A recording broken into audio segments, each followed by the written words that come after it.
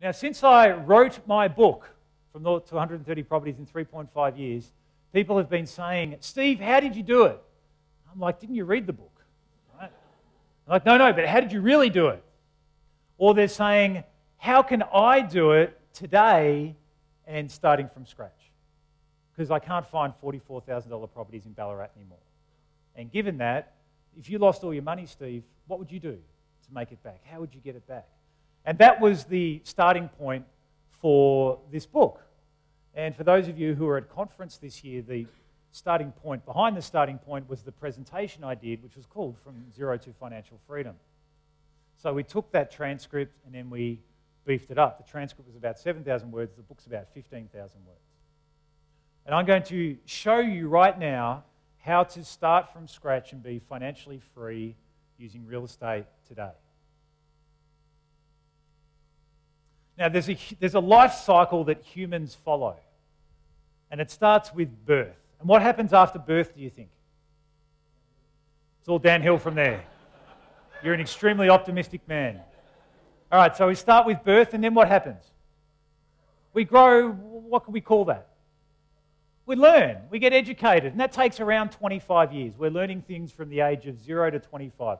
Finally, we get to around 25, younger for some, older for others, and we can be productive, which means we go and get a job. Good. So we have a job from 25 to 65 years old.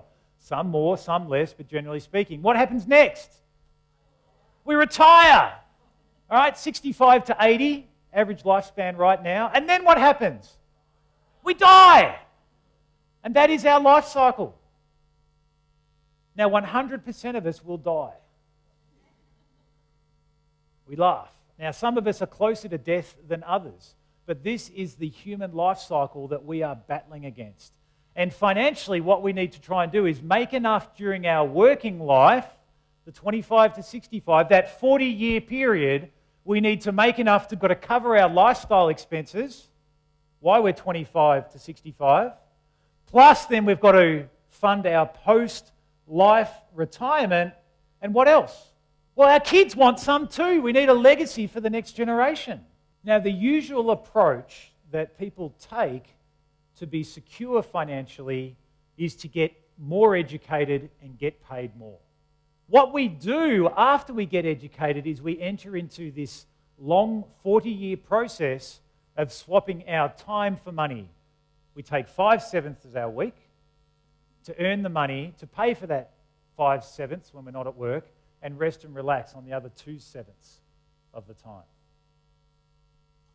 And we hope that this compulsory superannuation that we have to pay will provide us with a comfortable retirement.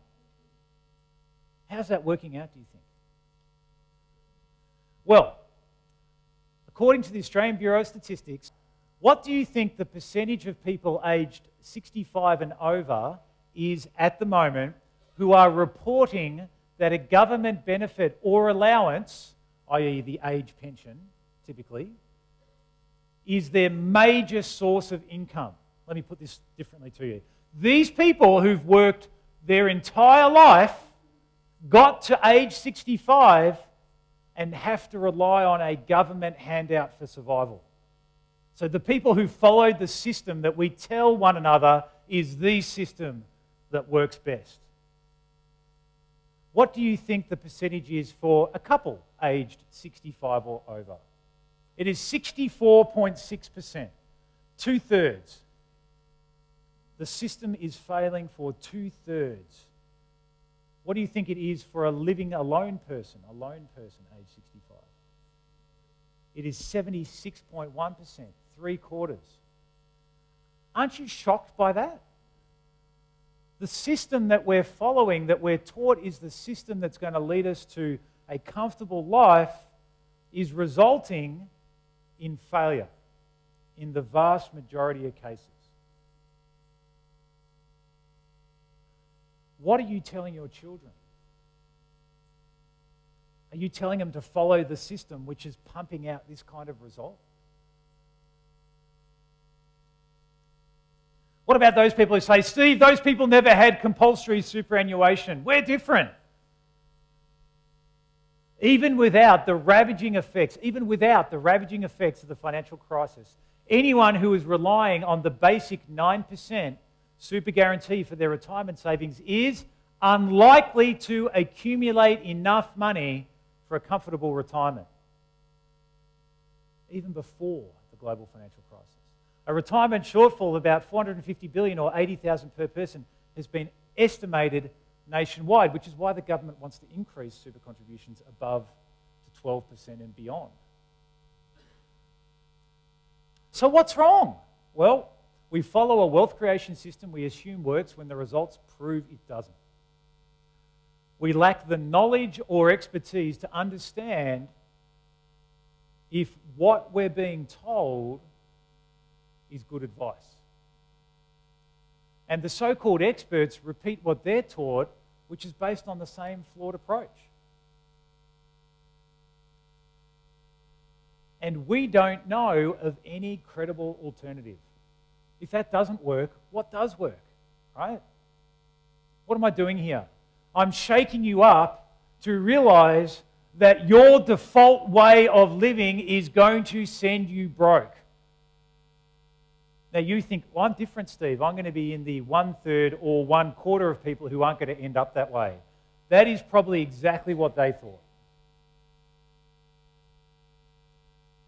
And when you add in the fact that we as humans are predisposed to being lazy, being greedy, and procrastinating, no wonder it's a recipe for failure. Now, I'm reading a book on my Kindle. I'm getting into Kindles. If you haven't got a Kindle, I recommend a Kindle. I never thought I would ever get away from the feel of a book and liking the feel of a book, but I'm over it already, and I've only been using it for a month, right? But with a Kindle, you're reading a book, and if you find a word you don't know the meaning of, you can look it up there and then. It's got an inbuilt dictionary in it. It's fantastic for building your vocabulary. And I came across a word which I kind of thought I knew what it would mean, but I wanted to look it up anyway.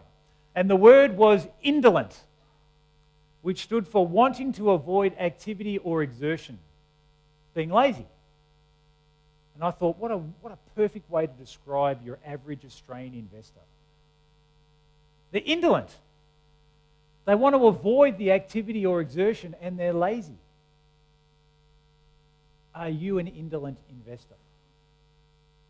Are you trying to reap where you haven't sown? How much activity or exertion do you put into your investing? How many hours a week do you give it? So let me ask you this question. Now that we've shown you the shocking statistics of where most people end up, left to their own devices, following what the so-called experts tell them to do, is securing a better and brighter financial future for you a must or a maybe? Will doing more of what you're doing now get you to that better and brighter outcome you desire? If the answer is yes, congratulations, keep going, you're on the right course. If the answer is no, my current trajectory financially is not going to get me to that place, then you need to change. There's no alternative. If you keep following this same worn path, you are going to end up where everyone else ended up who walked it before you. So what did I do? For those of you who've read my first book, here's what I did. I started with my job, expenses, tax and superannuation off my income, ended up with equity and savings. I took some of that money, bought property, it was positive cash flow. So I took some of that cash flow, reinvested it back into the property, paying off debt, which increased the cash flow. I took some of that money, I put it back up into savings to buy more property. Or I went and bought dedicated capital gains assets with it, shares if you like, that went up in value, hopefully, and then I could go redo the model. Or alternatively, the property went up in value and I could refinance or sell and go again. That was the model that I said is the model to follow. And for those of you who got on early enough, you would have done really, really well by following that advice. As much because the whole Australian property market went through the roof as the positive cash flow worked for you. But why this won't work as well today as it did when I got started in 1999? Well, the obvious answer is that property prices have gone up. You can't buy $44,000 houses anymore. So what that means practically is that you will run out of money before you become financially free buying positive cash flow properties today. In fact, you will own maybe 1 or 2, perhaps 3 positive cash flow properties, which will just be enough to be frustrating. You'll have some income, but you'll still need to work your job, in which case, what are you going to need? You're going to need growth so that you can then go and buy more property. So prices are higher, you need more money as deposits, and you need to borrow more as well, and so we can only service so much debt, and we're going to max out. How many of these properties do you think you could afford to own until you'd be stuck? That model won't work for you anymore. I'm sorry to tell you that Santa Claus isn't real. If you're out there trying to buy as many positive cash flow properties as you can, you could have done it for a short while in America if you had deep pockets, but even those days are over. Could have done it in New Zealand if you got in early enough. Those days are over. We need a new model.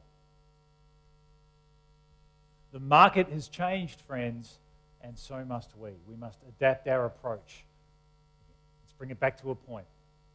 I'm trying to give you a system to become financially free today. If you're following the system that I used 12 years ago, you won't find it particularly relevant.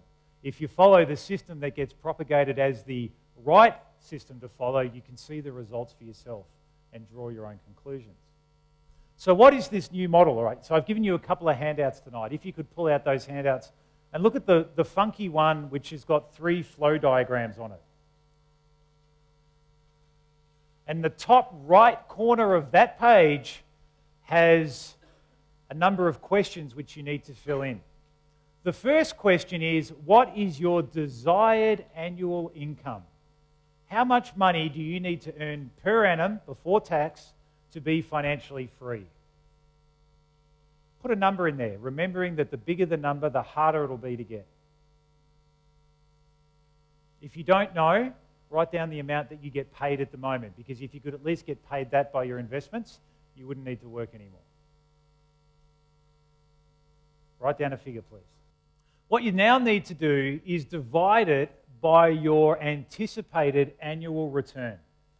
Now, there's no box to do that, but how much do you think you could earn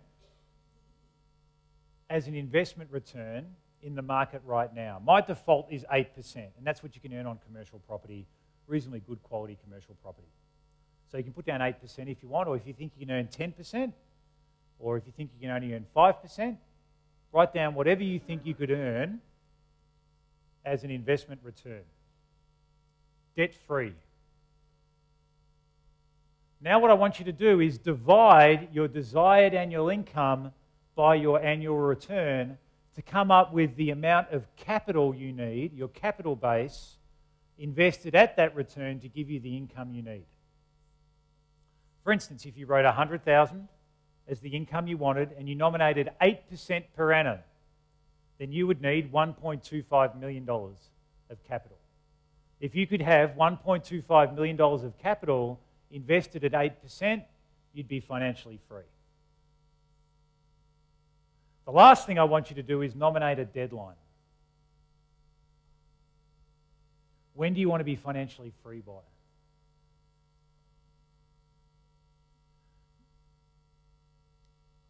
Here's a little matrix for you to show you how it might have worked out. So we have the income across the top, and we have the rate of return down the left-hand side. So if you wanted $125,000 of income and you could earn a 10% return, you'd need 1.25 mil. Less, if you could only get 7%, you need more of a capital base. More, you need less of a capital base. If you were a gun investor and you could get 25%, then you'd be $500,000, away you go. What this shows you is that the income that you want is dependent on, number one, your capital base, and number two, the return. Important principle. All right, so be that as it may, question number one. Now, Steve, I've got an income figure and I've got a capital base figure. Now, tell me how to get that money. Fair question? Yeah. All right. So this is the new model to financial freedom. Here's how it works. We have spenders, we have savers, we have capital appreciators, we have cash flowers, and we have quick cashes. And the size of these boxes indicates the potential contribution into increasing your asset base. The bigger the box, the bigger the contribution can be. The smaller the box, the longer it's going to take to build up your required capital base. The reason why spenders is below the line is because they're not increasing your asset base, they're decreasing your asset base.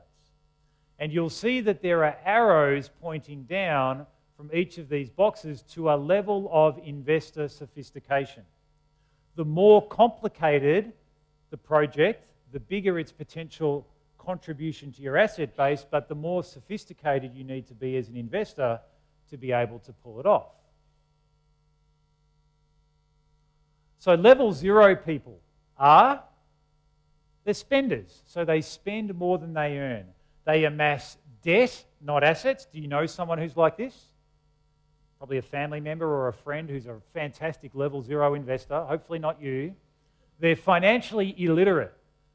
You try and have a conversation with them about money, it might as well be in French or Arabic. The level 1 people are more sophisticated than the spenders because they have mastered the most important fundamental rule of wealth creation, which is to spend less than you earn. Y equals income, E equals expenditure, S equals savings. Spend less than you earn and accumulate a surplus or savings to invest from. However, they are very simple investors. Why are they simple? They're simple either in skill or their risk tolerance. These are the people that like to leave their money in the bank, get a bank statement, they don't care they're only getting 2%. They like to know they've got $100,000 in the bank. They're comforted by seeing bank statements with big balances. Are you comforted by seeing bank statements with big balances? If you are, then your lack of skill or your low risk tolerance means that you are a level 1 investor. You're a saver. Better than a spender, but not as good as a level 2 appreciator. Level 2ers are more sophisticated again because they want to buy assets that go up in value. Not particularly tricky to understand. Now, there's 2 types of growth you can get from real estate. You can get generic growth, which is where time and trend is your friend. You're not in control of the growth that you get. The market gives you that growth. And you tend to be in it for longer periods of time to ride those market cycles.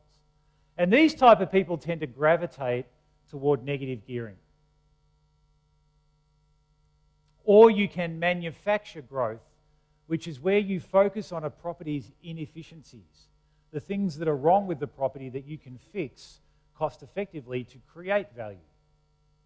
And now it is the skill and expertise of the investor that helps them to outperform. What type of growth do you typically look for in your property investments? Are you a generic growth investor? The market is the thing making you money, and when the market's not making you money, you're not making money? Or are you a manufactured growth investor, which means that you're using your skill to make money in any market cycle? Interestingly, manufactured investors can also get generic growth, but generic growth investors cannot get manufactured growth. Level 3 then is the cash flower. So why is level 3 cash flow? Well, these guys not only want capital appreciation, they want positive cash flow as well. So we're moving up that spectrum. These guys apply the 1% rule for generic income, or alternatively, they manufacture income. Do you remember how the 1% rule works? What interest rate do you think you could borrow at the moment for real estate? Have a guess. 6%. Exactly the figure I thought I had in mind. Well done. So 6% is our rate of interest that we can borrow at in the property market. Now, Michelle, this is not a trick question.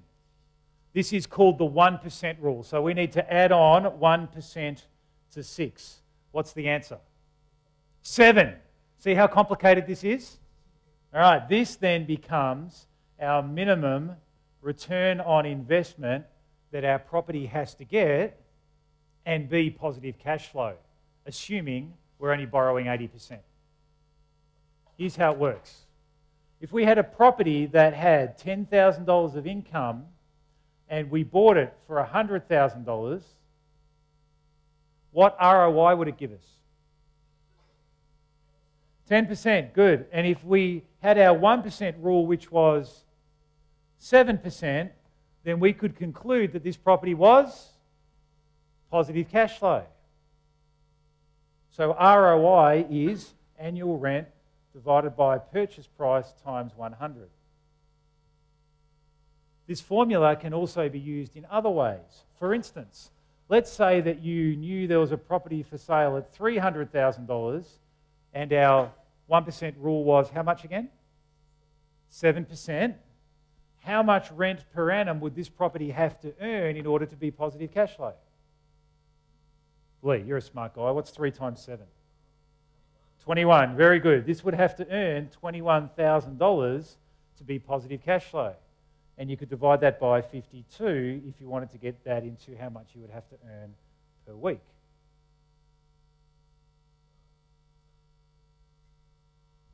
All right. Or alternatively, what we could do is we could know the rent that it gives us, which might be $300 a week, and we know that there are 52 weeks in the year, so that's $15,600. Divide that by 0.07 gives us our maximum purchase price. Has anyone got a calculator? 15,600 divided by 0.07. Tim?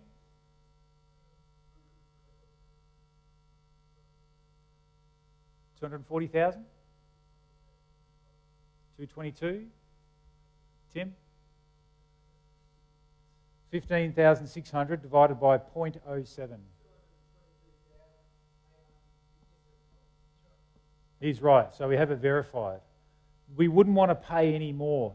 Now, as interest rates go down, it means we can pay more or less. We can pay more. As interest rates go up, it means we can only afford to pay less. This is a dynamic way of being able to test whether a property is positive or how positively geared it is or negatively geared it is based on how interest rates move. All right, so if you are a generic cash flow investor, then remember, now it is more important to earn what than what? If you're following the model, it's more important to earn growth than it is to earn cash flow, because if you invest for cash flow before growth, you'll run out of money before you build your asset base. And what we want to do as a level 3 investor is we want growth as level 2 plus cash flow as level 3. So we're a little bit more sophisticated. If you're a manufactured income investor, you focus on buyer inefficiencies, not property inefficiencies, buyer inefficiencies. You solve them, solve someone's housing problem, vendor finance, lease options, vendor carryback, etc., and you can earn positive cash flow outcomes. All right, level 4 is the quick casher. This is the far extreme. When you're a quick cash investor, you are looking to try and add as much value as you can, as quick as you can, under the highest and best use for this property rule. And what happens is that you ought to be trying to apply a principle which I call multiplication by division. And this is a little bit radical because it's going to get you to think that you may be better off selling than refinancing. Let's imagine that you have 2 options. Option number 1 is that you're a cash flow investor. Option number 2 is that you're a quick cash investor. And you can have $5,000 a year of income for 10 years. And you'll end up with how much? $50,000. Or you can be a quick cash investor, less tax, or you can be a quick cash investor and earn $50,000 in year 1. Previously, people went down this model, where if you're after building your asset base as quickly as possible, you should be over here because you can do this in 1 year versus taking 10 years to get the same $50,000. That's multiplication by division. Practically what you do is that you have a house. Let's say that house was bought for $100,000 and it goes up in value anecdotally to $200,000. You sell it and you buy back 2 more $100,000 houses, which, using your approach to manufacturing growth, then go up to 200K, and you then sell them and do what? End up with 4. Now, this may mean that as the market changes, you need to take your product to a new market or adapt what you do. But that is the strategy that you want to follow if you want to build your capital base rapidly.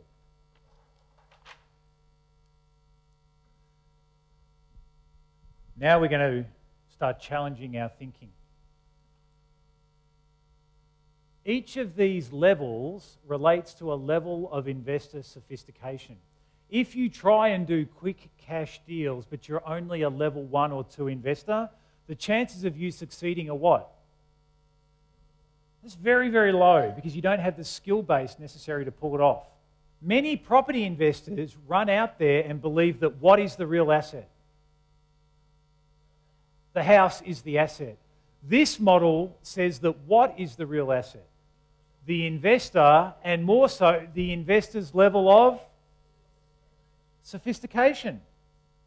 If you can become more sophisticated, then you can take on these bigger projects with less risk.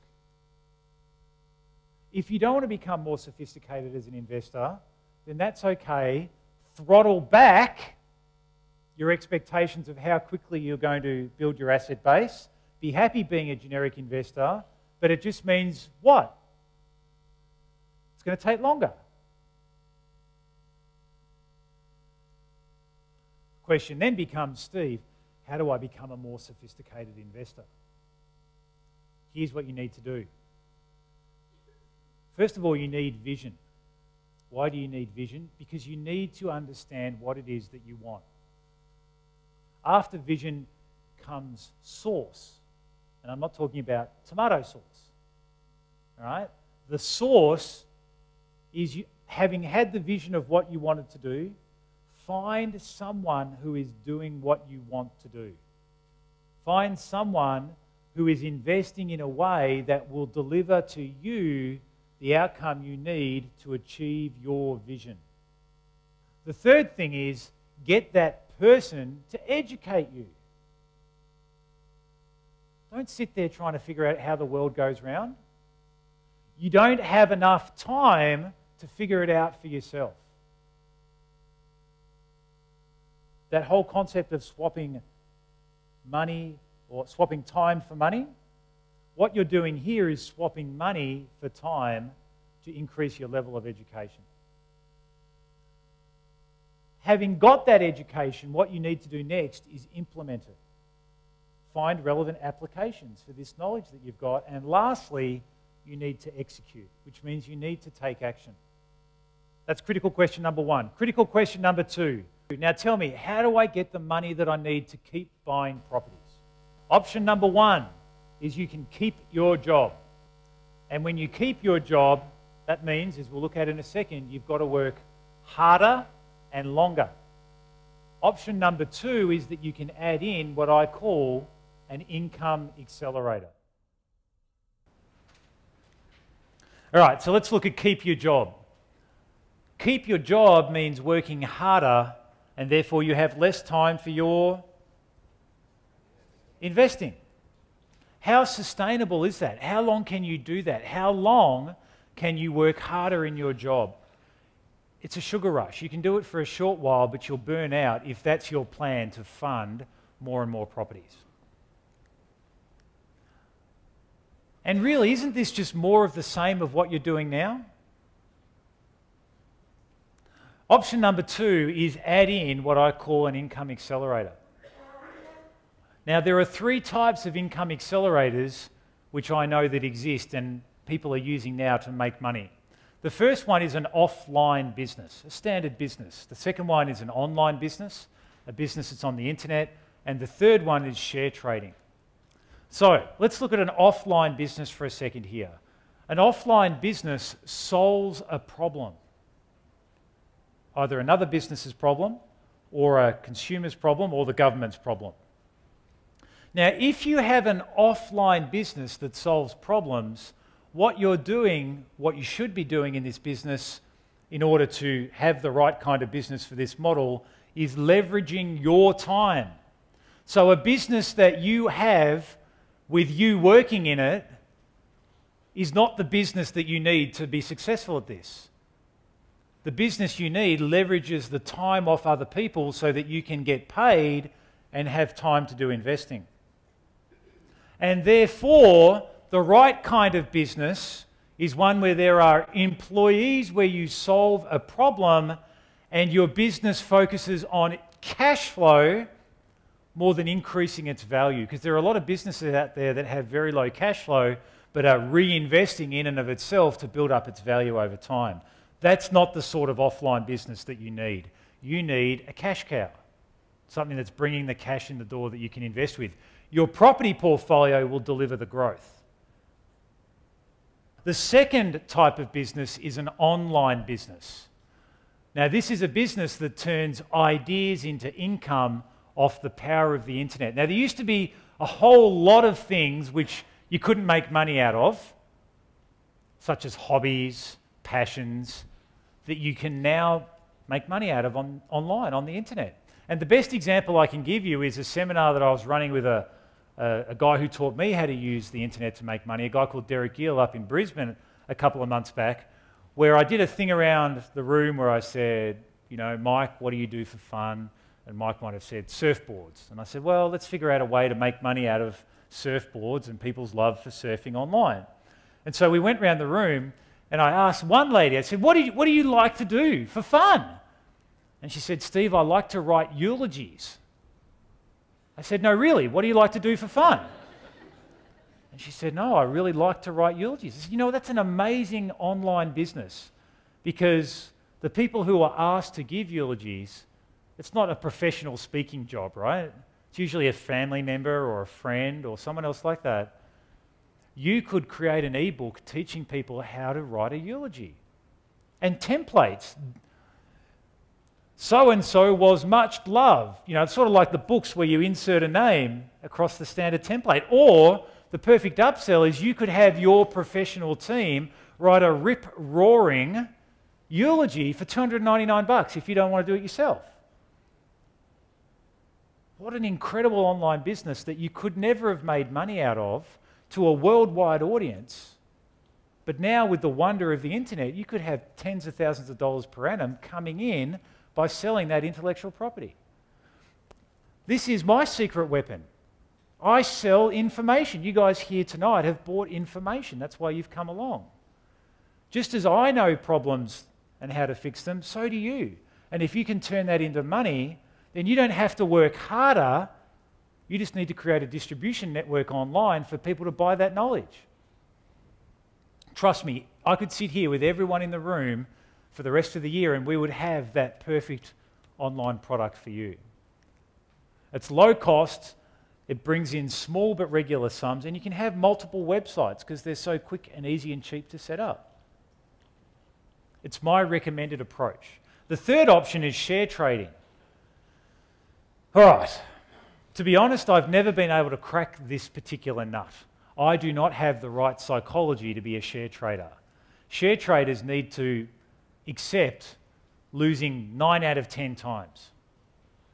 And if I lose 1 out of 10 times, I take it personally. All right, so I know people who've been successful at share trading, but for me, I haven't been able to beat it. I get too addicted to watching what's going on. Am I making money? Am I losing money? What's going on? What can I do here to make this work better? I've got the wrong personality. But if you have the right personality, good luck to you. Just beware of the beast. All right, it's a bit addictive. Okay, critical question number 3. Now, Steve, tell me, which strategy should I use? You've shown me the model. You've given me a heads up on how do I earn extra income to buy more property. Now, what strategy should I use? Now, here's where we really start having fun. Unknowingly, you have already started to fill this in. And I'm going to use the answers that you've given me earlier to fill in the gaps for you. Starting off with, How long between now and when you want it to be financially free? How many years? Well, hands up if you said 5 years or less than 5 years, sorry. Hands up less than 5 years. Hands up between 5 and 10 years. Wow. How much longer than 10 years? All right, there's a few people in the room. Good. Let's go through each one of these options for a second. First of all, to the highly optimistic lot of you who said you want to be financially free in less than 5 years, you can put a big tick next to that box on your sheet. And this is the pathway you need to follow to achieve that goal. The next question we need to ask is, what is going to be your income driver? If you have less than 5 years, you don't have time to work in a job. 5 years isn't a long time. And so if you've picked less than 5 years, go on permanent leave so that you can say you've got a job for borrowing potential, but you don't want to be spending your time in that job. You need to be spending your time getting your income accelerator happening and then in your investing. If you have less than 5 years, you've added in your income accelerator, which is an offline business, an online business, or share trading, you then have to figure out whether you want to be a passive investor or you want to be an active investor. Do this with me as we go down this chart if you've ticked less than 5 years. If you are less than 5 years, a passive investor and don't have any money, think about that. You are a dreamer. You need to go back and build your income accelerator. That is what you need to do. Don't worry about investing. Go back and get an income accelerator. Because if you want to be passive, you need money. If you're passive and you have money, then if the market does really well, you can get away with generic buy and hold. But it's the market that's going to be giving you that gain. A bit risky. You can be someone's money partner because you've got the money. Team up with someone who's got the time. Or you can get into some kind of funds management option, similar to my fund, for instance, without giving you investment advice, or others. Hint, hint. But remember, you are a what kind of investor? A passive investor. So it's the market or it's someone else who's going to be making this happen for you. Or you can be an active investor. If you're an active investor and you don't have money, then you've got to look at creative cash flow options, low and no money down. Now that's going to be extra aggravation. So be it. You don't have any option. You don't have any money. That's how I got started doing vendor finance, creative cash flow. Or alternatively, you can be someone's time partner. Remember, you don't have money. Team up with someone who does have money and then figure out which of these strategies you want to do. If you are in the ideal situation of less than 5 years, bring in an income accelerator, be an active investor with money, then you have the full smorgasbord of investment options available to you. And I'll talk about how do you know which one of them is right for you in a second. Those people who selected less than 5 years, plot your pathway. Those people between 5 and 10 years, which was the vast majority of you, well done, you're a little bit more realistic, you have some more time up your sleeve, for you it will be easier. You can keep your career if you want, if you like it and you're well paid, or you can add an income accelerator, or you could do both and get there even quicker again. You now then need to choose whether you want to be passive or active. If you've got, it's exactly the same pathway as the other guys. If you've got money, generic buy and hold, this is a little bit more realistic for you because you've got more time. Be someone's money partner, funds management, allow things to play out all going well. Or alternatively, if you don't have money, but you can be an active investor, creative cash flow, time partner, active investor, smorgasbords at your choosing. Now we need to go greater than 10 years.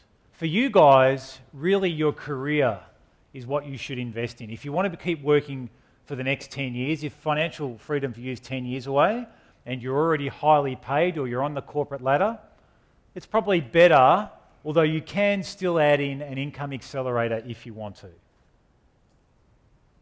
Decide whether you're going to be passive or active. If you are going to be passive, then come back to your career or an income accelerator. If you're going to be active, then again, the same choices as before. So which of these strategies that we look at here, subdivision, renovation, development, creative cash flow, etc., is the best for you? The answer is it depends.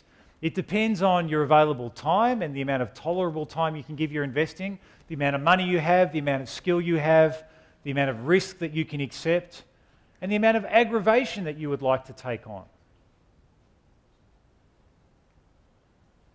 The more time and money and skill and risk and aggravation you can take on, the more profitable projects you can accept with lower risk. How do you do that? You become a more sophisticated investor. And what else? You need to be realistic, you need to work really hard, this won't be easy, and you need accountability to push you on when you're ready to give up, because it is going to be hard. So that's part one of the model. Part one of the model is all about what? You tell me. Come on, what is it? It's all about building your asset base. Say it. It's all about... It's not about cash flow. It's about... I want to drum this into you. It's about building your asset base. What can I do to bring more money in to build my asset base? How can I make my money work faster and harder? What can I be doing? Build it, build it, build it. Work your money. And then part two is saying, yippee! I got my asset base. Now, what is the best income return I can get on that asset base? So converting your capital base into passive income. Redeploying it is the word that I like to use. And let's reverse engineer this diagram for a second. I want you to select what kind of passive income you want from your investments. None, small, medium, large, or extra large. Circle it on the diagram. What kind of passive income do you want from your investments? So we've done from the top down. Now we're going to go from the bottom up. Have you selected something? Please participate.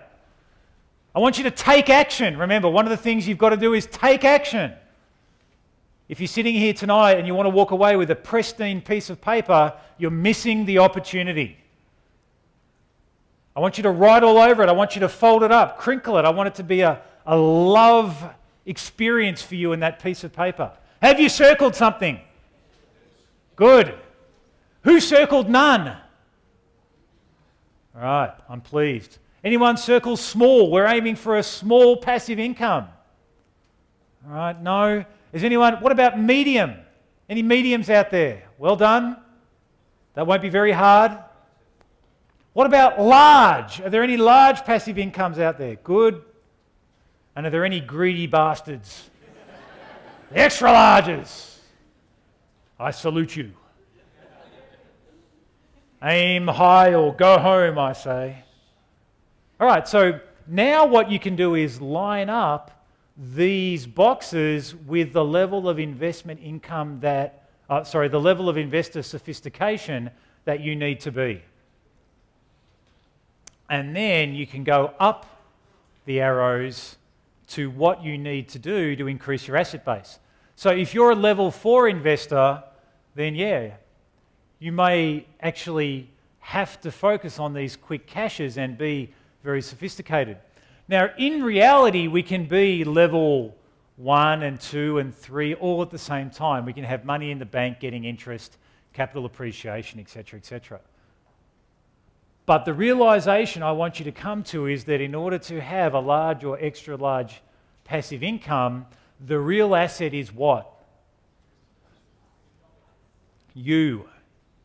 Not the asset, that's what you choose to buy. Your ability to be a better investor is what is going to drive your success. Now, for sure, someone's going to come up to me afterwards and say, Steve, what do you think of Ballarat as an area to invest in? Or they're going to come to me and say, Steve, I own a house in Hobart. Or, Steve, I've got a unit. What do you think?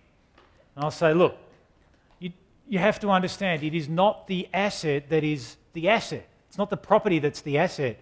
It's you. And the fact that you're asking me demonstrates you don't know. And if you don't know, you've got an asset which is more sophisticated, needs a greater level of sophistication than you're at. So don't look to me to solve your problem for you in 5 seconds. You got yourself into it. Get yourself out of it. Improve your sophistication. What are your options when it comes to income? Well, you've got interest, right? Or alternatively, you've got dividends, where you can get some franking credits too. You've got residential rent, commercial rent, or creative cash flow. Out of all of these, I recommend commercial rent at the phase 2 or part 2 stage, because $1 of commercial rent usually is plus outgoings, whereas $1 of residential rent is usually inclusive of outgoings. I.e., if you have a residential home and the rates notice comes, who pays for that? The landlord or the tenant? But in a commercial lease done correctly, who pays for it? The tenant. So in order to maximise your income, you're better off with commercial rent. And in the book, I make the point that you own residential property for growth and commercial property for income. Now remember, the lower the rate of return, the higher the required asset base. And we looked at that, right? The lower the return, the higher the asset base that you need. So in summary, in order to increase the speed at which you accumulate capital, you must, say the word, not second, not third, not fourth, you must first acquire increased investor sophistication. And you are unlikely to succeed with the current system. We've seen the results of that. And for things to change, first things must change. Who has come to the realisation in an hour and 20 minutes that they've got to change? There is no option. They are on the path which is going to take them to an unhappy place. For you guys, change is it. Passive investors need time and/or favourable growth conditions. Active investors should concentrate on manufactured or creative options. Are you passive or are you active? So coming in 2013, this is what I'm spending my time on and planning into next year, is a whole series of dedicated workshops about income accelerators, the property strategies, and the support services. The future of PropertyInvesting.com is to help you achieve your goal using that model if you want it, with low-cost, high-quality investment training.